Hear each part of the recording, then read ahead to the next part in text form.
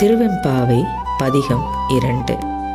பாசம் பரஞ்சோதிக்கென்பாய் ராப்பகல் நாம் பேசும்போது இப்போதார் அமளிக்கே நேசமும் வைத்தனையோ நேரிழையாய் நேரிழையீர் சீச்சி இவையும் சிலவோ விளையாடி ஏசுமிடம் ஈதோ விண்ணோர்கள் ஏத்துதற்கு கூசும் மலர்பாதம் தந்தருள வந்தருளும் தேசன் சிவலோகன் தில்லை சிற்றம்பலத்துள் ஈசனார்க்கு அன்பரியாம் ஆரேலோர் எம்பாவாய்.